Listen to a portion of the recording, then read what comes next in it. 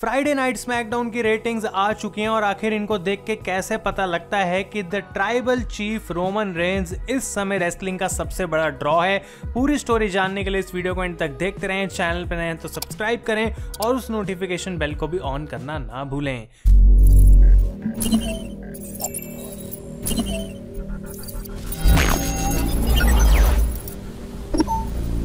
तो गाइज मैं हूं आयुष और आप देख रहे हैं रेसल इंडिया। और कल रात को जब मैंने ये न्यूज़ पढ़ी तो मेरा हो गया बिल्कुल दिमाग खराब, क्योंकि इस हफ्ते की फ्राइडे नाइट स्मैकडाउन की रेटिंग्स गाइज आ चुकी हैं और आप एवरेज व्यूअरशिप के नंबर सुन के जो है बिल्कुल हिल जाएंगे गाइज, क्योंकि कल हुई स्मैकडाउन यानी कि क्रिसमस स्पेशल 25 दिसंबर के एपिसोड की व्यूअरशिप है 3.336 मिलियन व्यूअर्स। और गाइज ये फॉक्स नेटवर्क पे एयर करा गया था शो, और हम यूजुअली देखते हैं कि हर हफ्ते स्मैकडाउन की रेटिंग्स 2.2 मिलियन 2.3 मिलियन के आसपास रहती हैं, और पूरे 2020 के जो साल में रेटिंग्स रही हैं वो इतनी ही हैं। लेकिन ये जो आखिरी एपिसोड था क्रिसमस का, उसकी 3.336 मिलियन व्यूअरशिप आई, और इसके पीछे बहुत सारे रीजन है जिसकी हम बात करने वाले हैं। तो सबसे पहली बात ये गाइस कि ये जो नंबर आया नया इस एपिसोड का, ये स्मैकडाउन के फॉक्स डेब्यू यानी कि अक्टूबर 29 के बाद उस पहले शो के बाद सबसे बड़ा नंबर है। यानी कि अक्टूबर 29 से लेकर दिसंबर 25 2020 तक इतनी बड़ी रेटिंग नहीं आई,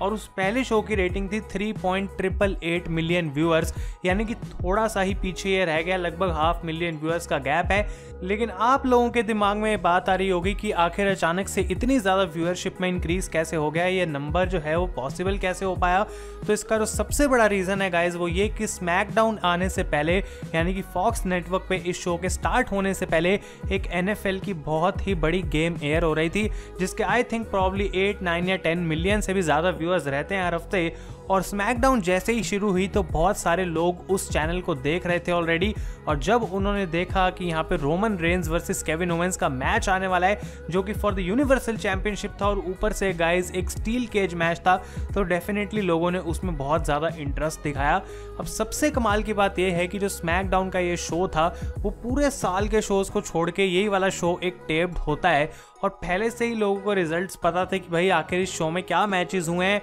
और क्या क्या हमें देखने को मिलेगा। लेकिन तब भी इस शो ने जो है वो सारे रिकॉर्ड तोड़ दिए, और इसी वजह से गाइज मेरे को इतनी ज़्यादा हैरानी हुई। अब अगर हम आवरली व्यूअरशिप की बात करें तो फर्स्ट आवर जो स्मैकडाउन का था उसकी रेटिंग थी 4.097 million viewers. Oh my God, मतलब जो फर्स्ट एपिसोड था फॉक्स पे उससे भी ज़्यादा व्यूअर्स इसके फर्स्ट आवर में हमें देखने को मिले, और जो सेकेंड आवर में था वो सिग्निफिकेंट ड्रॉप हुआ 37% का, जो कि व्यूअरशिप को ले गया सीधा 2.574 मिलियन पे, जो कि नॉर्मल व्यूअरशिप के काफ़ी आसपास है गाइज। और अगर हम 18 से 49 डेमोग्राफिक की बात करें यानी कि इस एज ग्रुप में कितने लोगों ने देखा, तो 9,50,000 व्यूअर्स थे जिन्होंने इस एज ग्रुप के अंदर इस शो को देखा है, जो कि out of this world rating मानी जाएगी स्मैकडाउन के लिए। और ये पूरे साल 2020 की सबसे बड़ी रेटिंग है फॉर एनी WWE शो। और शायद विंस मैकमैन इस समय सोच रहे होंगे कि भाई मैंने कुछ अजूबा कर दिया तभी ऐसा हुआ है। लेकिन आखिर गाइज इसके पीछे सच में क्या रीज़न है, क्योंकि NFL जितने भी लोग देख रहे थे सबको अचानक से तो स्मैकडाउन में इंटरेस्ट आने ही जाएगा कि वो बैठ के इस शो को देखना शुरू कर दें। तो आखिर ऐसा हुआ क्यों, इसका सबसे बड़ा रीज़न मैं आपको बताने वाला हूँ, and the reason is none other than the tribal chief the current universal champion Roman Reigns. और ये बात मैं कोई अपने मन से नहीं बता रहा गाइज, कुछ फैक्ट्स हैं जो कि इस चीज़ को प्रूव करते हैं। सबसे पहली बात तो एक कमाल की चीज़ WWE ने करी कि उनको पता था कि हाँ NFL की एक बहुत बड़ी गेम फॉक्स पे एयर होने वाली है, स्मैकडाउन थोड़े अपने टाइम से लेट ही शुरू होगी, तो बेस्ट चीज़ ये रहेगी कि हम अपना सबसे बड़ा मैच जो है इस शो को स्टार्टिंग में डालें, ताकि व्यूअर्स अगर इस शो को देखते हैं तो उनका इंटरेस्ट बन सकता है। तो ये बहुत क्लेवर मूव था, और उन्होंने गाइज अपनी कंपनी के सबसे बड़े स्टार को, सबसे बड़ी अट्रैक्शन को सबसे पहले वहां पे रख दिया, और वो थे रोमन रेंज। और फर्स्ट आवर की व्यूअरशिप जो कि 4 मिलियन से भी ज़्यादा थी, वो देखते हुए क्लियरली ये बात पता लगती है कि जितने भी लोग आए NFL के बाद स्मैकडाउन में ट्यून इन होने के लिए,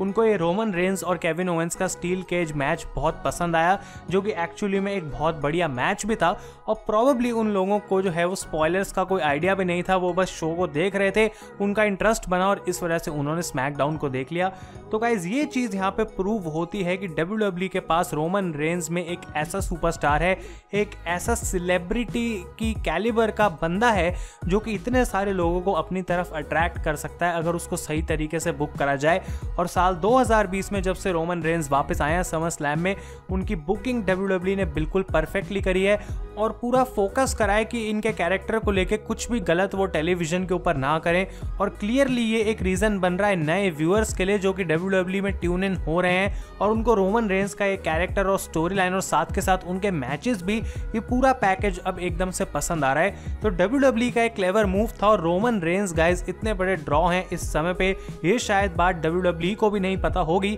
और इस नंबर को देखने के बाद उनके पास एक बहुत बड़ा आइडिया हो गया कि अगर एक टेप्ड शो के ऊपर हम 3.3 मिलियन की व्यूअरशिप लेकर आ सकते हैं, और ऑब्वियसली NFL की वजह से हमें थोड़ा सा हेल्प मिल गया था, एक काइंड ऑफ शाउट आउट जिसे हम कहते हैं वो मिल गया था, लेकिन इसका मतलब ये नहीं है कि जो नए व्यूअर्स आए उनको हमारा शो पसंद नहीं आया। एटलीस्ट फर्स्ट आवर उनको बहुत पसंद आया और उसके बाद हम कह सकते हैं कि जब मिड कार्डर्स की तरफ बढ़ा तो ऑलमोस्ट जो नॉर्मल व्यूअरशिप रहती है स्मैकडाउन की वहां तक शो चला गया, लेकिन ओवरऑल व्यूअरशिप बढ़ाने में बहुत ज़्यादा इसको मदद मिली। और मैं आपको एक फन फैक्ट बताता हूँ कि जो रिसेंट AEW डायनामाइट का एपिसोड हुआ था उसको भी NBA की गेम के बाद गाइज एक मतलब लीड इन मिला था कि NBA का एक बहुत बड़ा मैच खत्म हुआ और उसके बाद डायनामाइट का शो शुरू हुआ, जबकि वो शो बहुत ही ज़्यादा लेट शुरू हुआ था अकॉर्डिंग टू US टाइम। उसको इतना फ़ायदा नहीं मिला उस चीज़ का जितना कि स्मैकडाउन के इस शो को मिला है। और इसका मेन रीज़न सिर्फ टाइम नहीं हो सकता, इसका रीज़न है कि शो पे जो एक्चुअल चीज़ हो रही है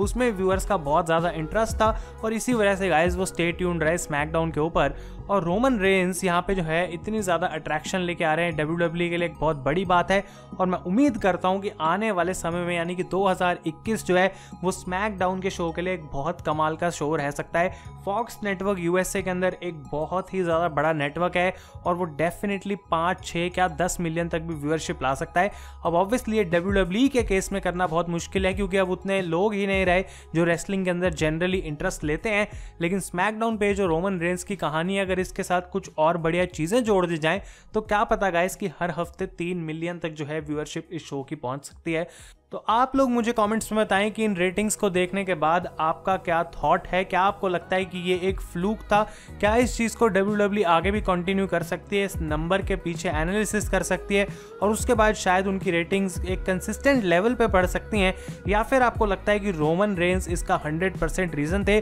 और क्योंकि उनका मैच WWE ने स्टार्टिंग में रखा और सब लोगों को रोमन पसंद आए इसकी वजह से ही रेटिंग्स बढ़ी, और अगर वो इस शो पे नहीं होते या फिर रोमन के अलावा और किसी का मैच स्मैकडाउन में स्टार्ट होता तो क्या आपको लगता है गाइस कि ये जो नंबर है, ये जो हमें व्यूअरशिप का इतना बड़ा 3.336 मिलियन का नंबर देखने को मिला, क्या तब भी ऐसा सेम सीन रहता? तो बहुत इंटरेस्टिंग रहेगा कमेंट सेक्शन, आप सभी के मैं कमेंट्स पढ़ूंगा गाइस। अगर आपको ये वीडियो पसंद आई इसे लाइक करें। Thank you so much for watching. मैं हूं आयुष और आप देख रहे हैं रेसल इंडिया।